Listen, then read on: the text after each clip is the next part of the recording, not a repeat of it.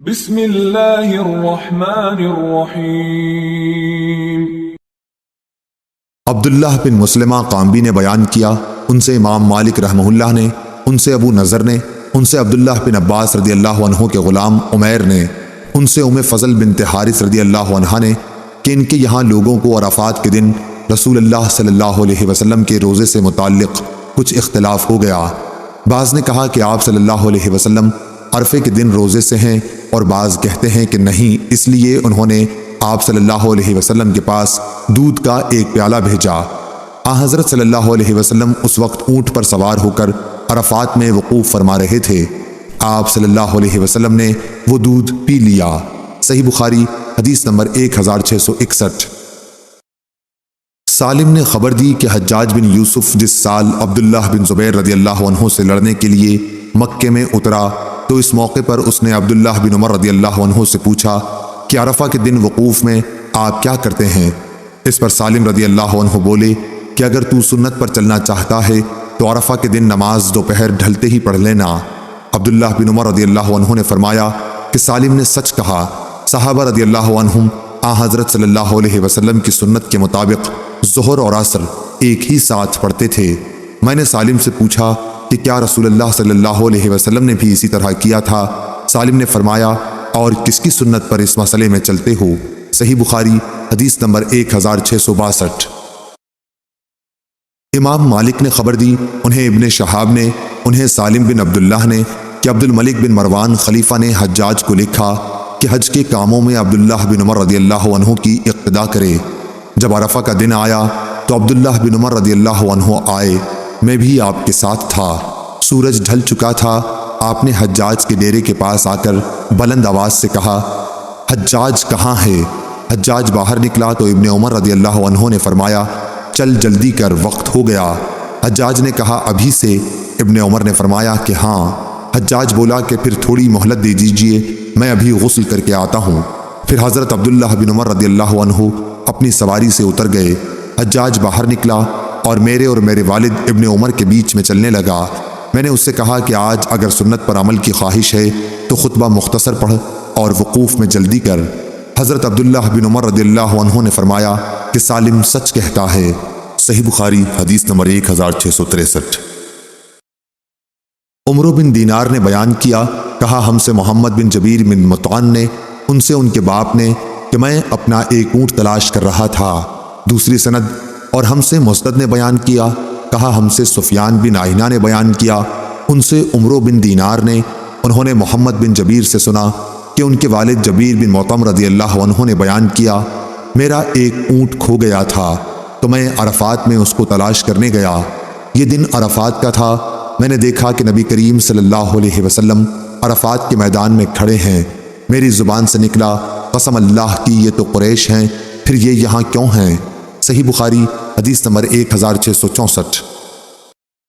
علی بن مسہر نے بیان کیا، ان سے ہشام بن عروہ نے، ان سے عروہ بن زبیر رضی اللہ عنہ نے کہا کہ حمص کے سوا بقیہ سب لوگ جاہلیت میں ننگے ہو کر طواف کرتے تھے۔ حمص قریش اور اس کی آل اولاد کو کہتے تھے، اور بنی کنانہ وغیرہ جیسے خزاع لوگوں کو خدا واسطے کپڑے دیا کرتے تھے، قریش کے مرد دوسرے مردوں کو تاکہ انہیں پہن کر طواف کر سکیں، اور قریش کی عورتیں دوسری عورتوں کو تاکہ وہ انہیں پہن کر طواف کر سکیں، اور جن کو قریش کپڑا دیتے وہ بیت اللہ کا طواف ننگے ہو کر کرتے۔ دوسرے سب لوگ تو عرفات سے واپس ہوتے، لیکن قریش مزدلفہ ہی سے جو حرم میں تھا واپس ہو جاتے۔ ہشام بن عروہ نے کہا کہ میرے باپ عروہ بن زبیر نے مجھے ام المومنین حضرت عائشہ رضی اللہ عنہا سے خبر دی کہ یہ آیت قریش کے بارے میں نازل ہوئی کہ پھر تم بھی قریش وہیں سے واپس آؤ جہاں سے اور لوگ واپس آتے ہیں، یعنی عرفات سے۔ سورہ بقرہ۔ انہوں نے بیان کیا کہ قریش مزدلفہ ہی سے لوٹ آتے تھے، اس لیے انہیں بھی عرفات سے لوٹنے کا حکم ہوا۔ صحیح بخاری حدیث نمبر 1665۔ امام مالک نے ہشام بن عروہ سے خبر دی، ان سے ان کے والد نے بیان کیا کہ اسامہ بن زید رضی اللہ عنہ سے کسی نے پوچھا، میں بھی وہیں موجود تھا، کہ حجۃ الوداع کے موقع پر عرفات سے رسول اللہ صلی اللہ علیہ وسلم کے واپس ہونے کی چال کیا تھی؟ انہوں نے جواب دیا کہ آپ صلی اللہ علیہ وسلم پاؤں اٹھا کر چلتے تھے، ذرا تیز، لیکن جب جگہ پاتے ہجوم نہ ہوتا تو تیز چلتے تھے۔ انق تیز چلنے اور نس سے انق سے زیادہ تیز چلنے کو کہتے ہیں۔ فجوہ کے معنی کشادہ جگہ، اس کی جمع فجوات اور فجاء ہے۔ جیسے رکوہ مفرد، رکا اس کی جمع، اور سورہ صاد میں مناس کا جو لفظ آیا ہے اس کے معنی بھاگنا ہے۔ صحیح بخاری حدیث نمبر 1666۔ حماد بن زید نے بیان کیا، ان سے یحییٰ بن سعید نے، ان سے موسیٰ بن عقبہ نے، ان سے عبداللہ بن عباس رضی اللہ عنہ کے غلام قریب نے، اور ان سے اسامہ بن زید رضی اللہ عنہ نے، کہ جب رسول کریم صلی اللہ علیہ وسلم عرفات سے واپس ہوئے تھے تو آپ صلی اللہ علیہ وسلم ایک گھاٹی کی طرف مڑے اور وہاں قضائے حاجت کی۔ پھر آپ صلی اللہ علیہ وسلم نے وضو کیا تو میں نے پوچھا، یا رسول اللہ صلی اللہ علیہ وسلم، کیا آپ مغرب کی نماز پڑھیں گے؟ آپ نے فرمایا، نماز آگے چل کر پڑھی جائے گی۔ صحیح بخاری حدیث نمبر 1667۔ جویریہ نے نافع سے بیان کیا، انہوں نے کہا کہ عبداللہ بن عمر رضی اللہ عنہ مزدلفہ میں آ کر نماز مغرب اور عشاء ملا کر ایک ساتھ پڑھتے، البتہ آپ اس گھاٹی میں بھی مڑتے جہاں رسول اللہ صلی اللہ علیہ وسلم مڑے تھے۔ وہاں آپ قضائے حاجت کرتے، پھر وضو کرتے، لیکن نماز نہ پڑھتے۔ نماز آپ مزدلفہ میں آ کر پڑھتے تھے۔ صحیح بخاری حدیث نمبر 1668۔ اسماعیل بن جعفر نے بیان کیا، ان سے محمد بن حرملہ نے، ان سے ابن عباس رضی اللہ عنہ کے غلام قریب نے، اور ان سے اسامہ بن زید رضی اللہ عنہ نے، کہ میں عرفات سے رسول اللہ صلی اللہ علیہ وسلم کی سواری پر آپ کے پیچھے بیٹھا ہوا تھا۔ مزدلفہ کے قریب بائیں طرف جو گھاٹی پڑتی ہے، جب حضرت صلی اللہ علیہ وسلم وہاں پہنچے تو آپ نے اونٹ کو بٹھایا، پھر پیشاب کیا اور تشریف لائے تو میں نے آپ پر وضو کا پانی ڈالا۔ آپ نے ہلکا سا وضو کیا۔ میں نے کہا، یا رسول اللہ، اور نماز؟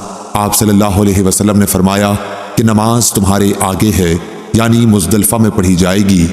پھر آپ صلی اللہ علیہ وسلم سوار ہو گئے۔ جب مزدلفہ میں آئے تو مغرب اور عشاء کی نماز ملا کر پڑھی۔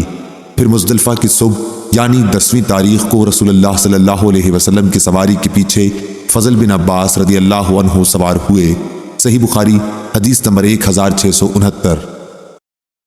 قریب نے کہا کہ مجھے عبداللہ بن عباس رضی اللہ عنہ نے فضل رضی اللہ عنہ کے ذریعے سے خبر دی کہ حضرت صلی اللہ علیہ وسلم برابر لبیک کہتے رہے تاکہ جمرہ عقبہ پر پہنچ گئے اور وہاں آپ نے کنکریاں ماری۔